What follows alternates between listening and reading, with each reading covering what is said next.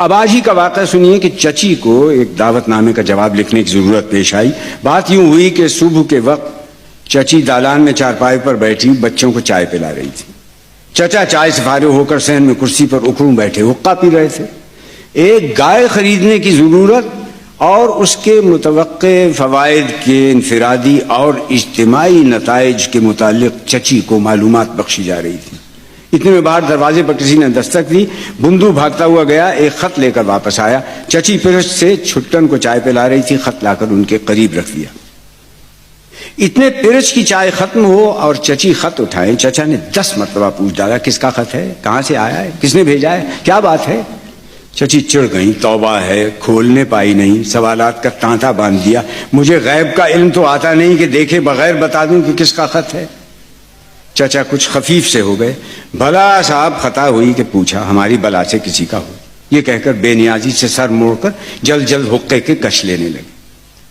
بندو نے کہا بیگم صاحب آدمی جواب کے انتظار میں کھڑا ہے. یہ سن کر چچا سے نہ بیٹھا گیا. 4-5 کش لے کر اٹھ کھڑے ہوئے, کرتے میں ہاتھ ڈال کر پیٹ کھجلاتے رہے, پھر بے تکلفی کے انداز میں ٹہلتے ٹہلتے باہر نکل گئے. چند منٹ کے بعد واپس آئے. کچھ دیر بے ترتیبی سے صحن میں ٹہلے, منتظر تھے کہ شاید چچی مخاطب ہوں. آخر نہ رہا گیا تو خود ہی پوچھا کیا لکھا ہے منصرم صاحب کی بیوی نے. چچی نے چائے کی پرت چھٹن کے منہ سے لگاتے ہوئے بے پرواہی سے کہا رات کھانے پہ بلایا ہے. چچا کا احتراز اور تأمل رخصت ہو گیا. کیا بات ہے, کوئی تقریب ہے.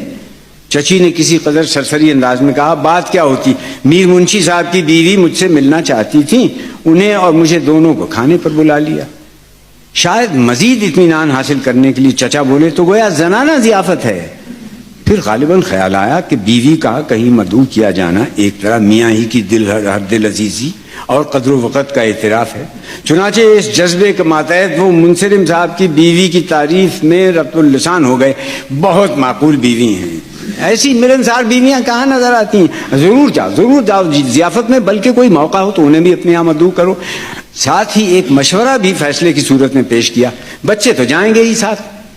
چچی نے کچھ بگڑ کر آہستہ سے کہا ہمسایوں کو بھی نہ لیتی جاؤں.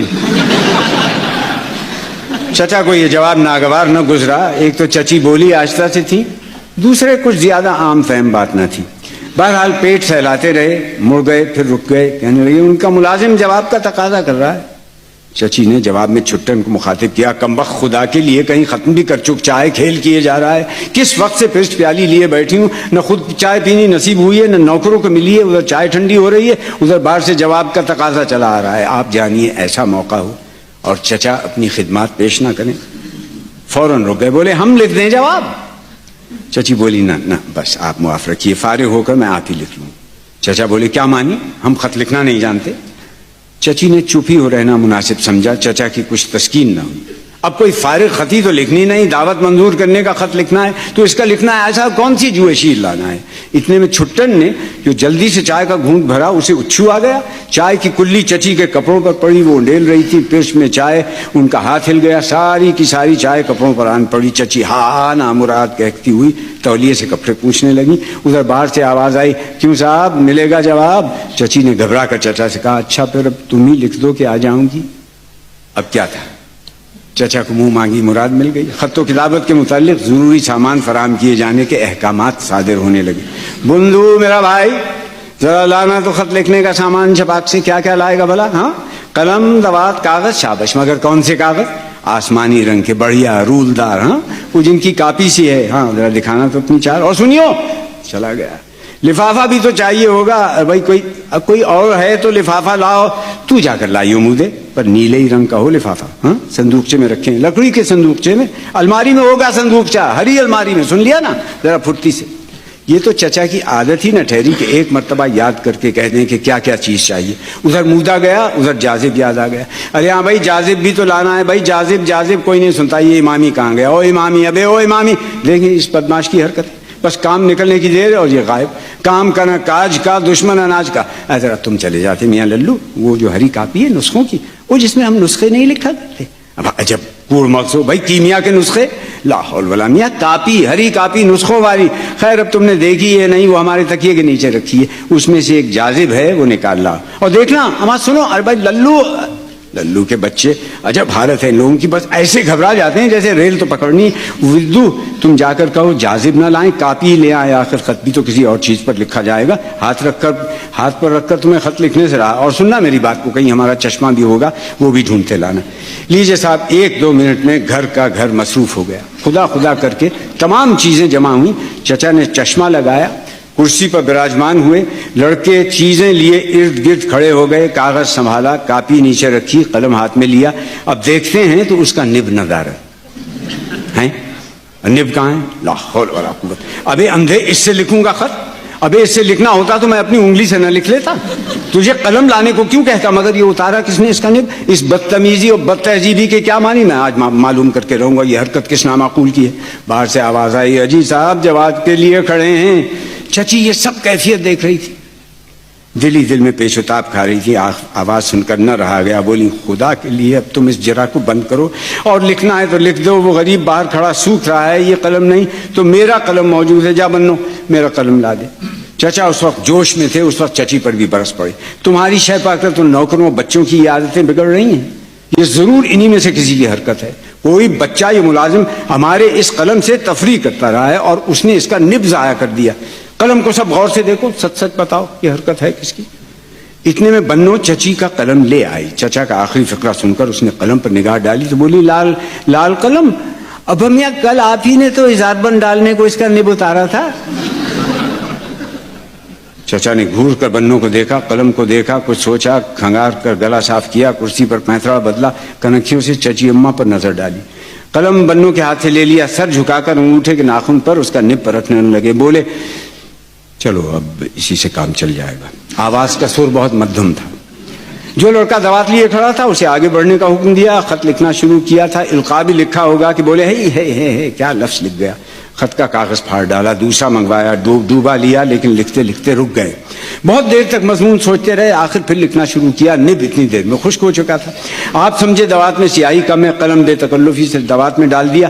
تحریر شروع کرنے کی دیر تھی کہ سیاہی کا یہ بڑا دھبا کاغذ پر لاہور کہہ کر اس کاغذ کو بھی پھاڑ ڈالا. تیسرا کاغذ منگوایا، اس پر 2-3 سطریں لکھ گئے. اس کے بعد قلم روک کر جو کچھ لکھا تھا پڑھا. چہرے پر کچھ قبض کی سی کیفیات نمودار ہوئی.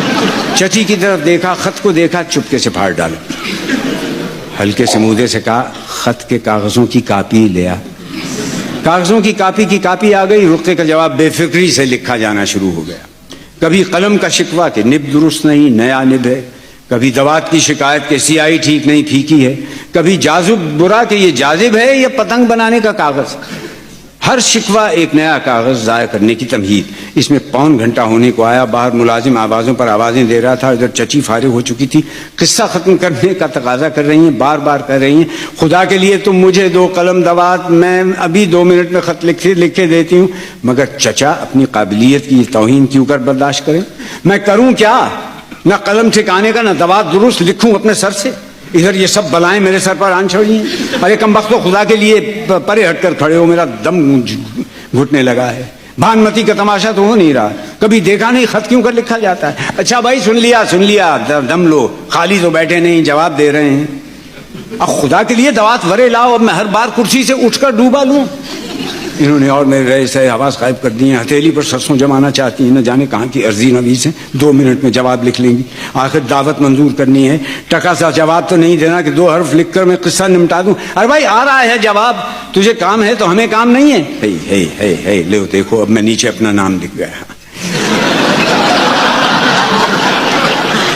میری عمر جروا کی طرف سے خطوں کا جواب لکھنے میں تو گزری نہیں کہ ان باتوں کا خیال ہے. میں تھپڑ ماروں گا اگر دوات پھر ہٹائی آگے سے.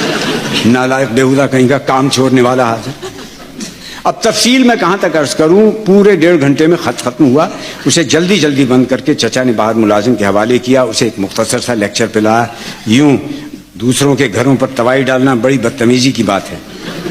خط لکھنا کوئی مذاق نہیں ہے. ایسا سہل کام ہوتا تو تم یہ سر گاڑی پیر پہیا کر کے روزی کیوں کماتے؟ آج کہیں منشی گیری نہ کر رہے ہوتے. خط دے کر چچا بہت خوش گھر لوٹے. دیر ہوئی تو کیا، خط تو لکھا گیا. اطمینان سے ہاتھ ملنے لگے. چچی بھری بیٹھی تھی. بولی، خالی ہاتھ ملنے سے کیا ہوگا؟ صابن ملو تو انگلیوں سے یہ سیاہی چھوٹے. چچا نے انگلیوں کو دیکھا تو واقعی کالی سیاہ ہو رہی تھی. خیر، ہاتھ دھو کر آئے, اپنے آپ کو مخاطب کر کے باتیں